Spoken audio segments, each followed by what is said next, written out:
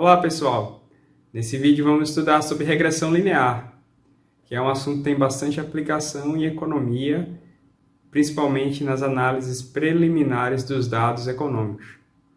Então, antes de falarmos de mínimos quadráticos, vamos rever alguns conceitos e aprender algumas definições importantes. A primeira definição que vamos relembrar é o que é ortogonalidade. Se eu tenho dois vetores U e V em Rn, eles são ortogonais se o produto interno desses dois vetores for igual a zero. Então, esse conceito a gente já aprendeu. Vamos ampliar um pouco essa definição. Se um vetor Z for ortogonal a todos os vetores em um subespaço W de Rn, dizemos que Z será ortogonal a W. Então, é uma coisa nova. A gente está comparando um vetor a um subespaço. Se esse vetor Z for ortogonal a todos os vetores do subespaço, então o vetor será ortogonal a W. Agora temos uma definição nova, que é a definição de complemento ortogonal. O conjunto de todos os vetores ortogonais a W é chamado de complemento ortogonal de W e é denotado por W per. Esse símbolo aqui. Eu posso ter um conjunto agora que é ortogonal a outro conjunto. E esses dois conjuntos, eles recebem o nome de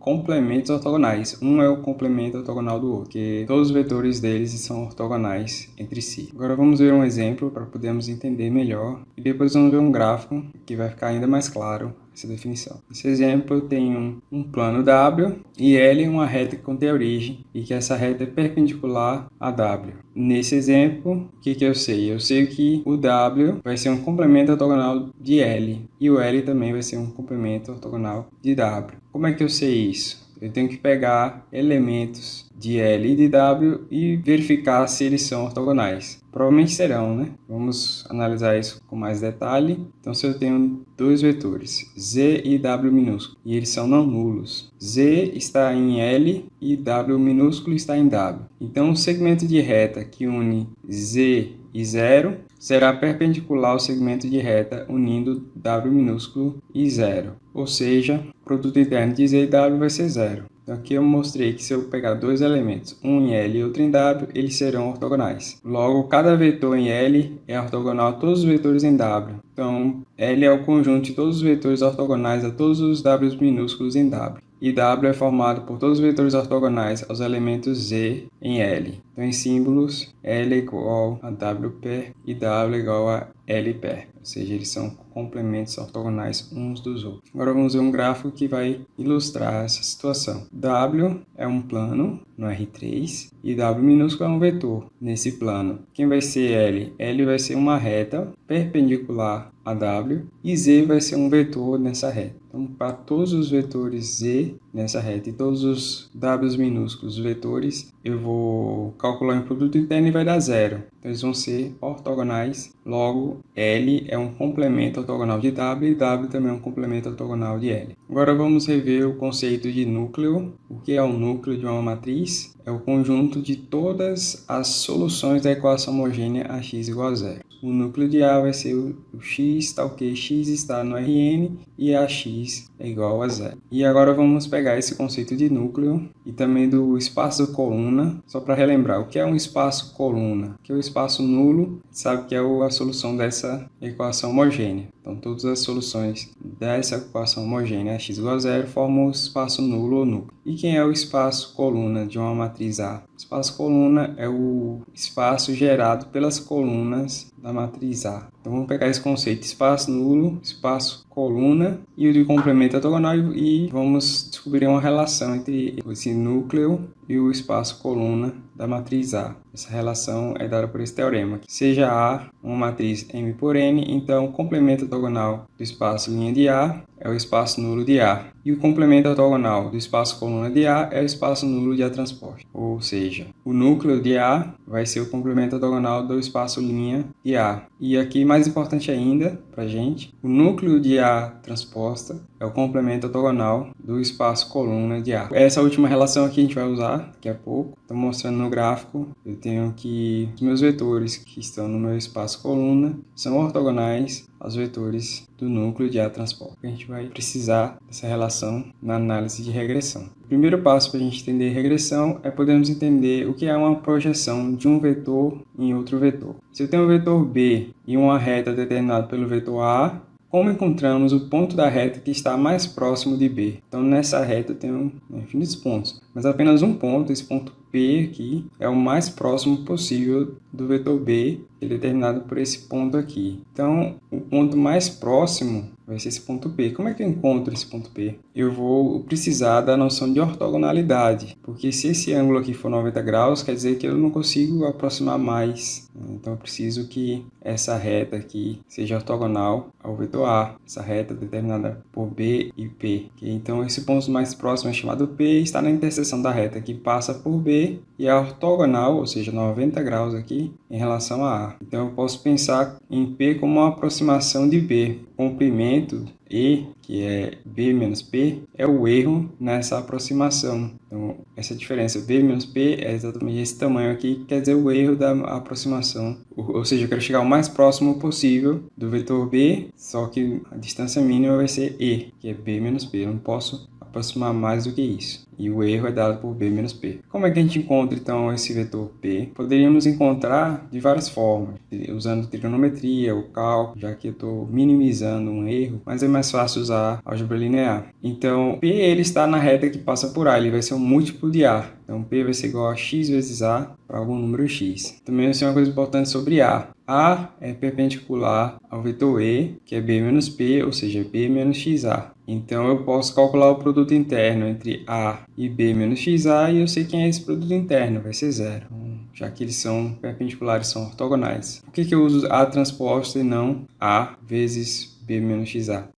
Porque A é um vetor de tamanho n por 1 e o vetor E, que é B menos XA, também tem o tamanho n por 1 e eu não consigo multiplicar eles dois, pelas regras lá da multiplicação. Então, se eu transpor o vetor A, ele vai ficar 1 por n, e aí eu multiplico por o vetor n por 1, e o resultado vai ser um vetor 1 por 1. Lembrando daquela regrinha da multiplicação de matrizes. Então, a gente vai precisar aqui, para fazer esse produto, eu preciso transpor matriz A.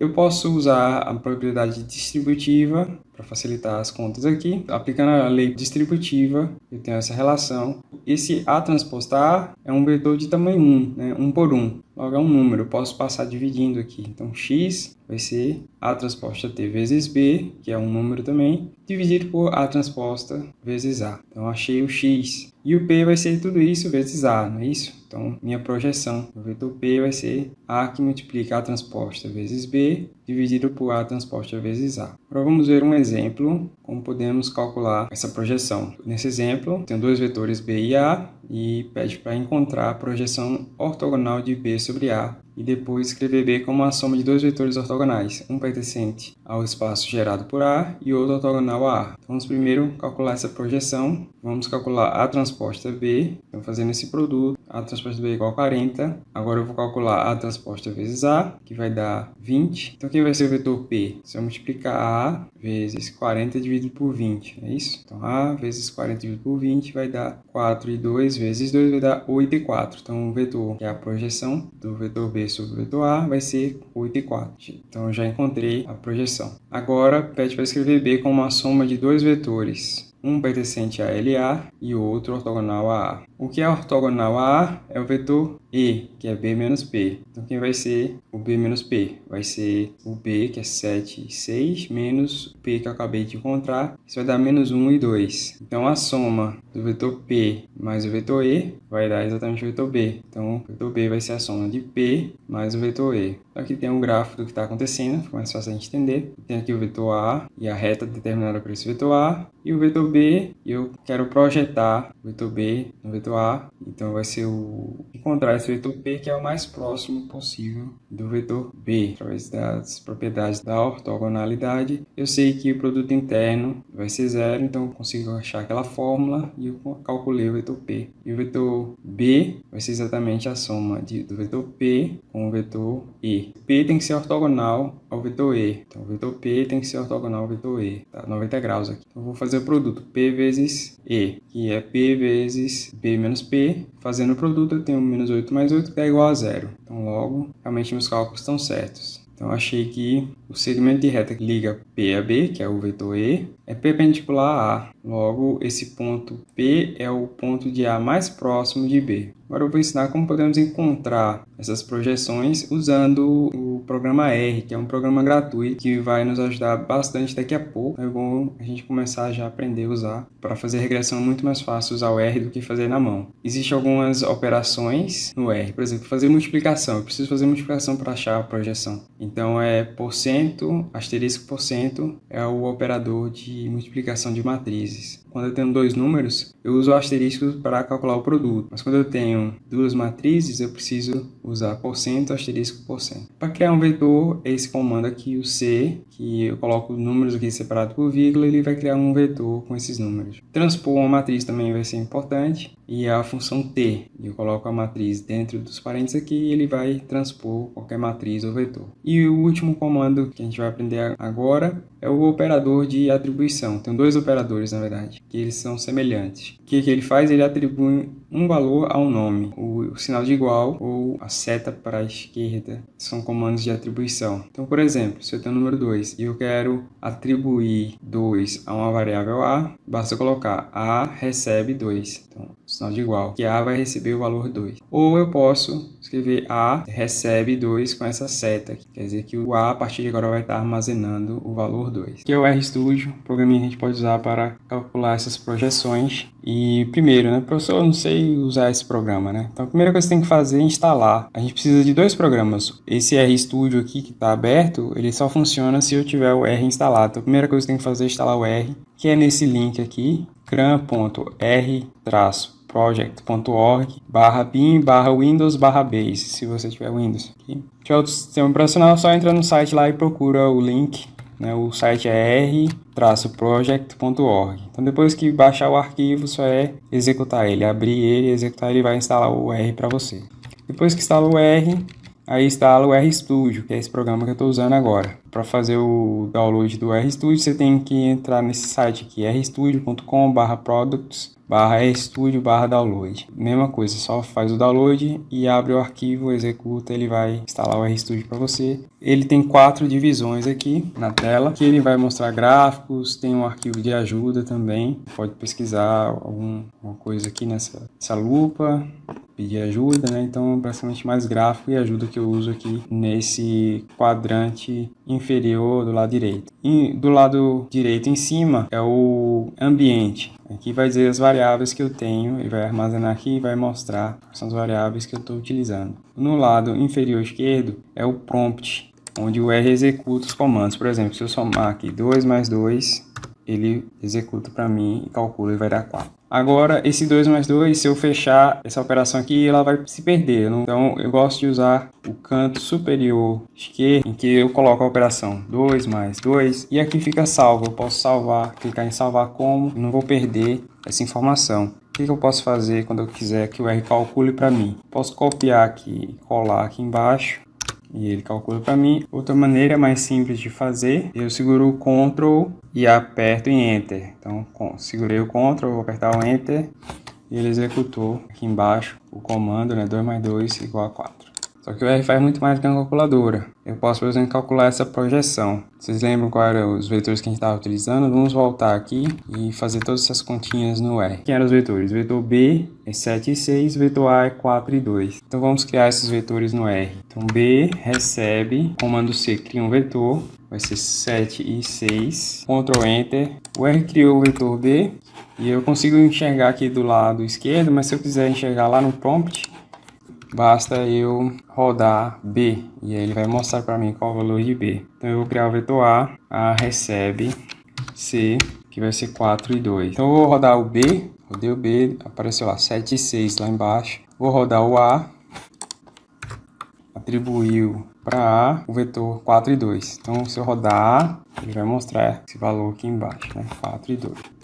É isso mesmo, o B é 7 e 6 e o A é 4 e 2. Agora vamos fazer a projeção. Quem vai ser X? O X vai ser, tenho que transpor o vetor A. Então, para transpor o vetor A, basta jogar o vetor A na função T, que ela transpõe os vetores matrizes. Fazer o produto disso com P e vou dividir por A transposta, que é A dentro da função P, isso vezes A. Vou rodar isso aqui. Então, quem vai ser x? X vai ser 2, do jeito que a gente achou lá. Então, quem vai ser o vetor P? P vai ser A vezes x. Pedir para o R calcular isso aí. Quem é P, então eu vou rodar aqui.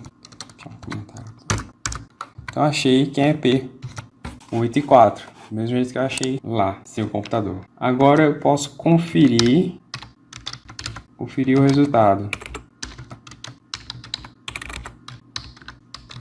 Conferir, será que está certo mesmo? Então o que eu tenho que fazer? Eu vou calcular P vezes Z, que é P vezes B menos P.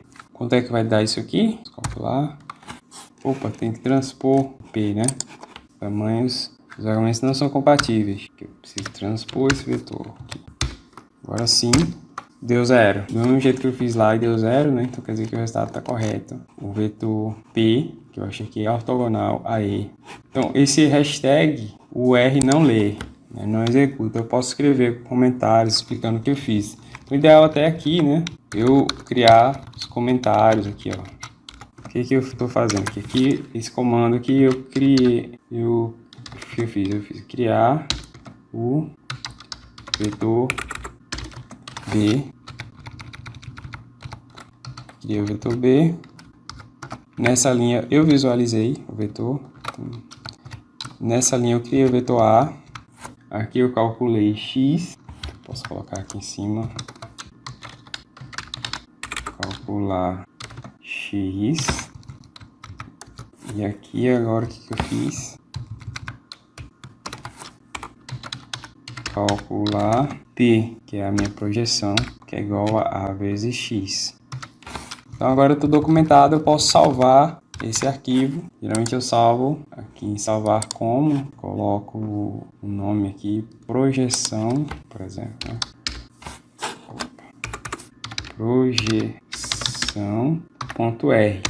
E aí está salvo. Sempre que eu quiser abrir esse arquivo, basta eu abrir e executar, rodar, né? Eu consigo calcular.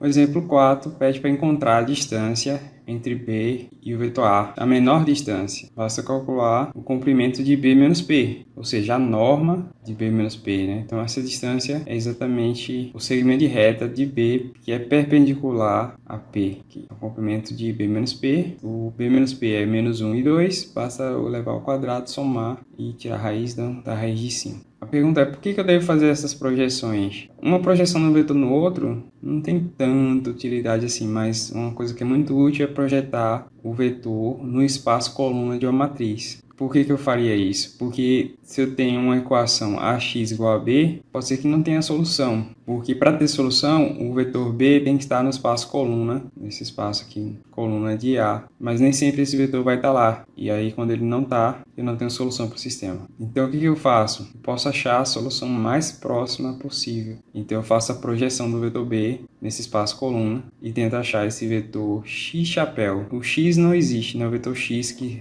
resolve esse sistema. O vetor AX chapéu é o vetor mais próximo do vetor B. Então, eu encontro uma solução aproximada para qualquer sistema. Então, como eu faço para fazer essa projeção, né? Projetar o vetor B no ponto mais próximo P do plano. Eu tenho que encontrar nesse espaço coluna de A uma base. Então, o espaço coluna de A vai ter uma base formada por A1 e A2, por exemplo. Então, esse plano ele está nesse espaço coluna da matriz A, que é formada pelos vetores A1 e A2. E a gente sabe que P, então, vai ser uma combinação linear desses vetores da base, né? De A1 e A2. Ou simplesmente posso escrever na forma matricial A vezes X chapéu. Então, o que eu quero encontrar? Vou encontrar X chapéu. Como eu faço para encontrar, então? Vou lembrar dessa questão da ortogonalidade. Vou usar o fato dessa projeção ser ortogonal. Então, eu sei que o vetor E, que é B menos P, ou seja, B menos A, X chapéu, vai ser ortogonal ao plano que estamos projetando. Então, a gente visualiza claramente claramente que é ortogonal. O produto interno dos vetores A1 com E vai ser 0, porque são ortogonais, ok? E o produto interno do A2 também com E vai ser 0. Então eu posso escrever isso na forma matricial. Então A transposto vezes B menos A x chapéu vai ser igual a 0, pela questão da ortogonalidade. Outra coisa importante é que o vetor E está no espaço nulo de A transposto. Por quê? Porque A transposto vezes o vetor E dá igual a 0. Então essa é a própria definição de núcleo que a gente viu no início do vídeo. Então esse P menos A chapéu é o vetor E. Então o vetor E é exatamente o núcleo da matriz A transposta. Então E está no núcleo de A transposta. Então a gente também aprendeu no início do vídeo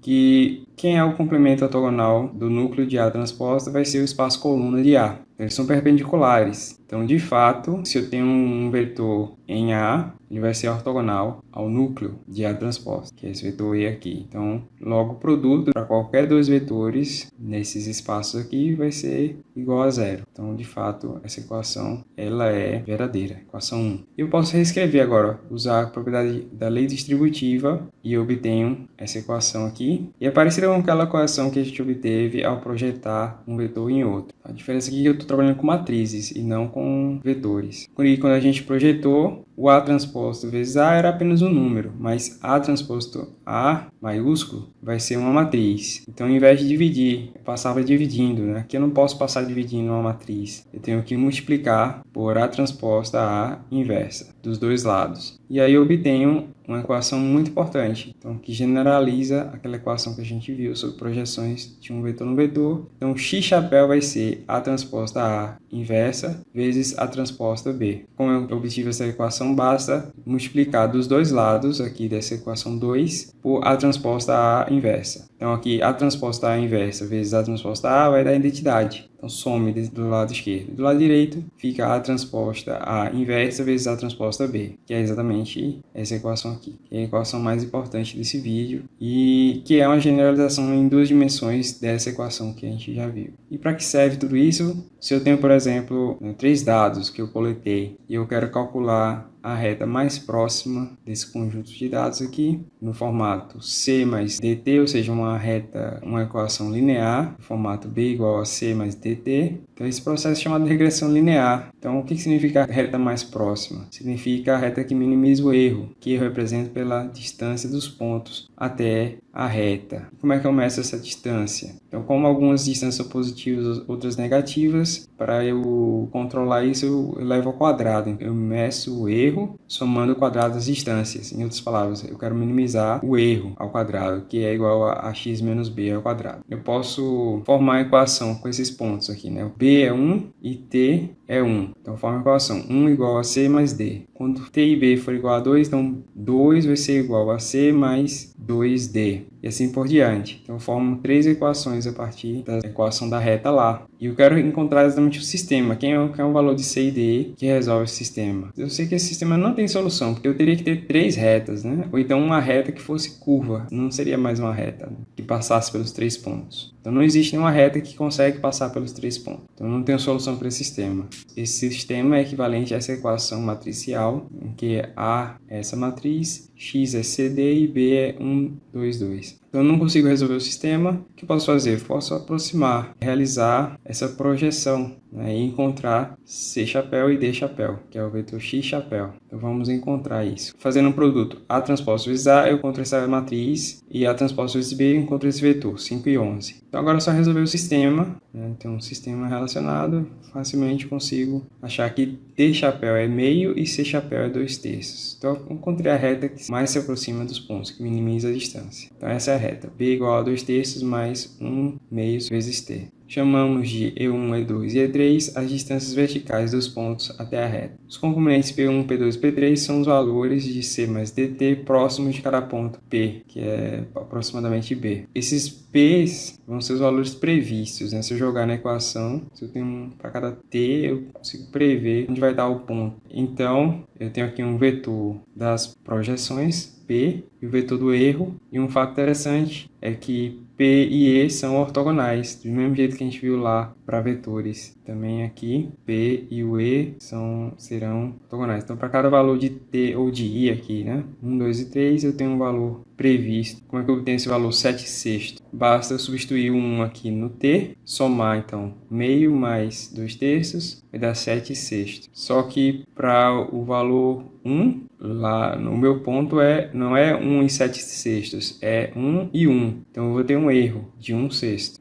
O valor lá do ponto é 6/6, ou seja, igual a 1, né? Então a diferença é o erro menos 1/6. Vai ser o erro. E assim eu por diante faço para os outros números, né? Substituo 2 aqui na equação no lugar do T, encontro P e encontro o erro. Se fizer o produto interno vai dar 0, ou seja, P e E são ortogonais e E é perpendicular às colunas de A. Então, resumindo o que a gente viu, eu sei que a solução para problemas de mínimos quadráticos, x chapéu vai ser A transposta A inversa vezes A transposta B. Então, para resolver essa equação, basta eu encontrar A transposta A, inverter e depois multiplicar por A transposta B. Então, essa é a forma de encontrar o vetor x. Se eu tenho um conjunto de dados, né, vai ser os coeficientes da reta que mais se aproxima dos pontos. Uma questão mais difícil é, será que A transposta A tem inversa? Para uma matriz ser invertível, ela precisa ser quadrada. Então, a pergunta, se possui inversa? Então, a gente vai primeiro analisar se ela é uma matriz quadrada. A transposta é n por m e A é m por n. Então, pela aquela regrinha da multiplicação, posso fazer a multiplicação e a matriz restante vai ser n por n. Então, vai ser uma matriz quadrada. Basta ser quadrado para possuir inversa? Não. Tem mais um requisito,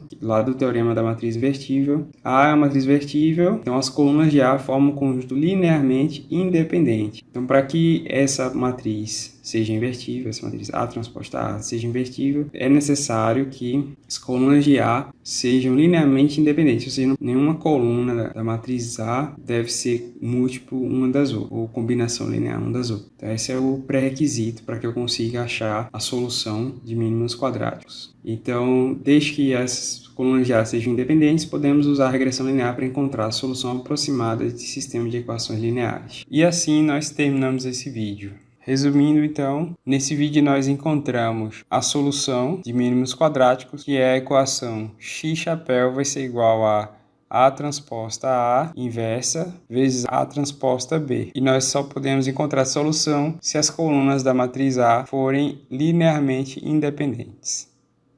Até mais, pessoal!